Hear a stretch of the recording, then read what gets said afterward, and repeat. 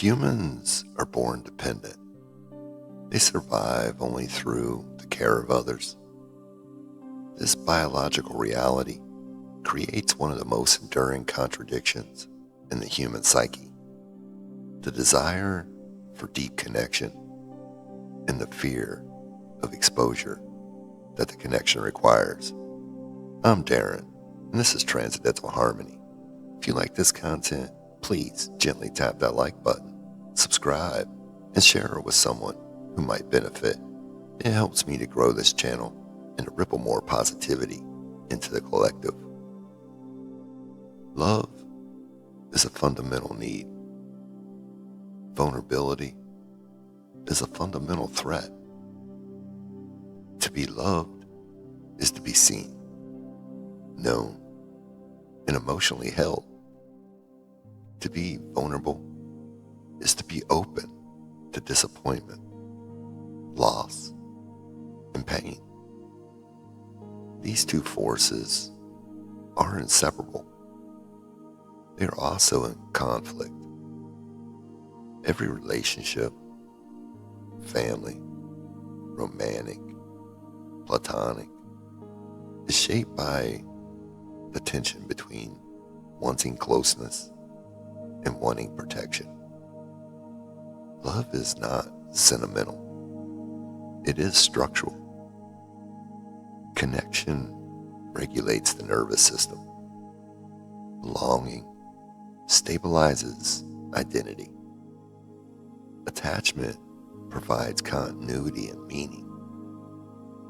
Love offers emotional resonance, shared experience, mutual recognition, safety through connection,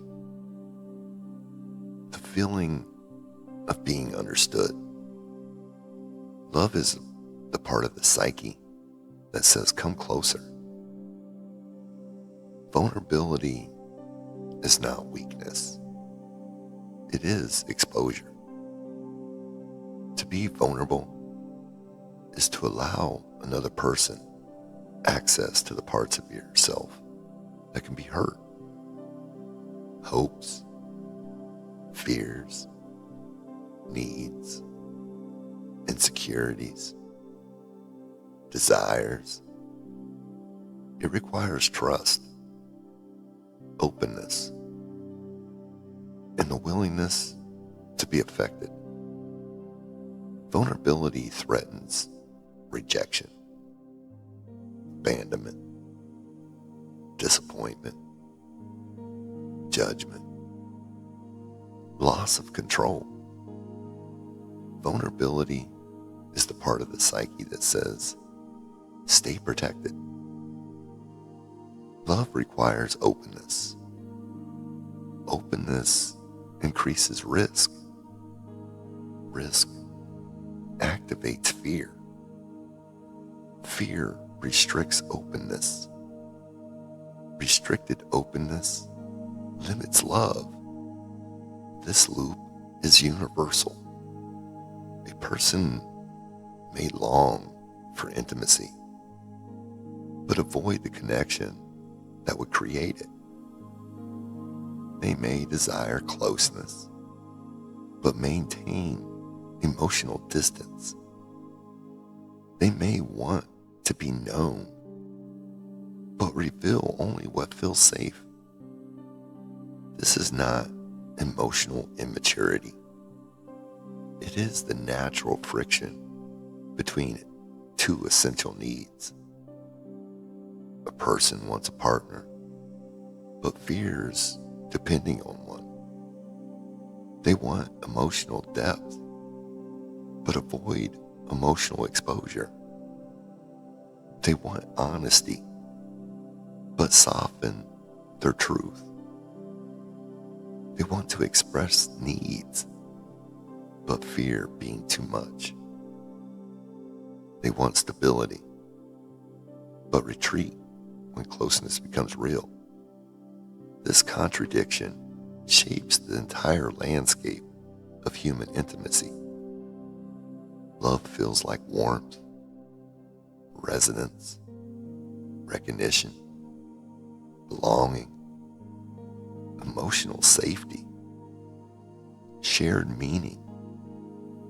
But love also carries threat, loss, disappointment, dependence, unpredictability, emotional exposure. The nervous system registers love as both stabilizing and risky. Vulnerability feels like openness, honesty, emotional truth, relational depth, authenticity.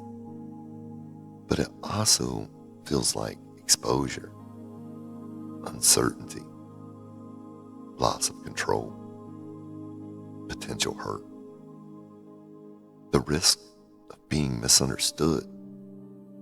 The nervous system registers vulnerability as both necessary and dangerous. Love and vulnerability are not separate experiences. They are the same experience viewed from two angles. To love is to risk. To be close is to be exposed. To be known is to be vulnerable. The psyche attempts to negotiate this by seeking connection while minimizing risk. This result is often partial closeness, guarded intimacy, relationships that feel safe but emotionally limited. This is not avoidance. It is self-protection. If this contradiction existed alone, it would be fluid. A person would stay open when it felt safe, retreat when overwhelmed, return when ready. The tension would be uncomfortable, but navigatable. But most people do not experience fluidity. They experience patterns. They want closeness, but choose distance. They want honesty, but choose protection. They want connection, but choose self-containment. This rigidity does not come from the contradiction itself. It comes from the invisible agreement beneath it. Every person carries unspoken contracts that determine how closeness is navigated. Agreements like, needing others is dangerous. I must be easy to love. If I show too much, I will be rejected. My emotions are a burden. Closeness leads to disappointment. Love requires self-erasure. These agreements do not come from logic. They come from early environments where connection was conditional, unpredictable, or costly. The contradiction creates the tension. The agreement determines the pattern. This is where the human story becomes intimate. Don't forget to share, subscribe, and stay connected. And follow us for more insights on spirituality and wellness. Thank you for joining us on Transcendental Harmony, sponsored by Tranquil Transcendence. Take care, everyone, and I'll see you in the next episode.